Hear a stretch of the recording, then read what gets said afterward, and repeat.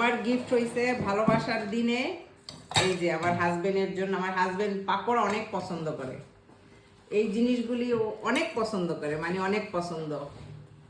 পাকোড়া বানাইছি আমার হাজবেন্ডের জন্য আজকে আমি একটু দেমাগ দিয়া, যে পাকোড়া খেয়ে খুশি হয়ে যাব। এই যে আমাদের আজকের খাবার পিজা বানাইছি, আর ওই যে বললাম না আমার ঘরের চিকেন দিয়া আমি পাকোড়া বানাইছি। পাকোড়া আমার ঘরের সবাই পছন্দ করে, আমার হাজবেন্ড বিশেষ করে বেশি, আমার বাচ্চারা। আমার বেডর চিজ একবারে উপরে মানে সর পড়ায় ফেলাইছে। তো সবাই ভালো থাকবেন, আমার ভিডিওগুলি লাইক কমেন্ট শেয়ার করবেন। আসসালামু আলাইকুম, সবাই কেমন আছেন? আল্লাহর রহমতে ভালো আছেন, আমরাও ভালো আছি। আজকে পিজা বানাইতেছি, টুনা পিজা। টুনার পিজা বানাইতেছি। টুনা পিজাটা অনেক মজা লাগে, এই জন্য চিন্তা করতেছি আজকে রাতে গরম গরম পিজা বানাইয়া খাই, আপনাদের সাথে শেয়ার করবো। এই টুনাটা দিলে কোনো মানে স্মেল থাকে না, ফিশের যে একটা স্মেল আছে ওটা থাকে না। একটু নিয়ে বাটির মধ্যে নিয়ে একটু ছোট ছোট করে নিলাম। এখন এই যে এইভাবে দিয়ে দিব।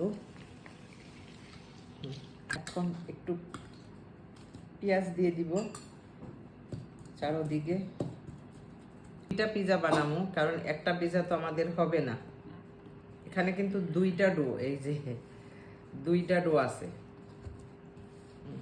এখন দিয়ে দিব একটু গ্রিন ক্যাপসিকাম। এখন দিয়ে দিব একটু লাল, গ্রিনের উপরে হালকা লাল। এখন একটু হলুদ। আমার ঘরে যেটা ছিল আমি ওইটা দিয়েই বানাইতেছি, মানে ঘরে ছিল তিনো কালারের। দিব মশলা চিজ। চিজ বেশি দিলে পিজার মজা বেশি হয়। আমার পিজা কোথাও গির গিয়া থোড়া রেডি। এখন ওভেনে যাবে। দেদার দে আমি আরেকটাও সেম প্রসেসে বানাবো, সেম টু সেম প্রসেস হবে, সেম ওটার মতনই হবে।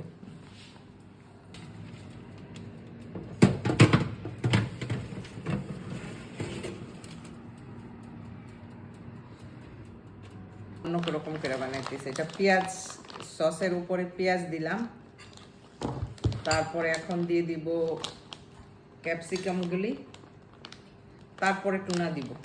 এখন আমি টুনা দিব, তারপরে চিজ দিব। এখন দেওয়া হইতেছে চিজ। আমার মেয়ে চিজ দিতেছে। 1 প্যাকেট চিজ পুরা গেল, 2 প্যাকেট 2 পিজাতে। রেডি পিজা না, রেডি না, এখন ওভেনে যাবে। ওকে,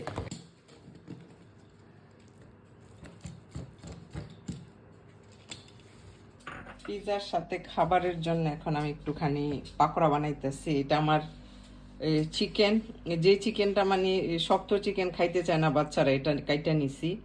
এখানে একটু পাতাকপি, ধনিয়া পাতা, সেভেন পাতা। এখানে যে আমি পিজা বানাইছি, পিজার এই ইসের মধ্যে টুনার মধ্যে তেল থাকে, ওই তেলটা দিয়ে দিলাম। তারপরে দিয়ে দিলাম এই যে কাঁচামরিচ কুচি।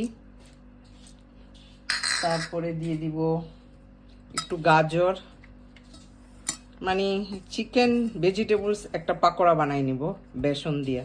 তারপর দিয়ে দিব একটু পেঁয়াজ, একটু বেকিং পাউডার, দিয়ে দিব পাকোড়ার আটা আন্দাজ মতো। এখন আন্দাজ মতো লবণ। এই 4 পিস কোয়েলের আন্ডাও এখানে ভেঙে দিয়ে দিব।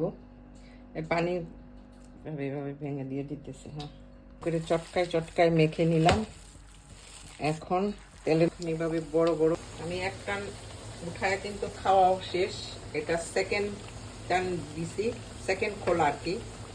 আমার অনেকগুলি পাকোড়া হবে মাশাআল্লাহ।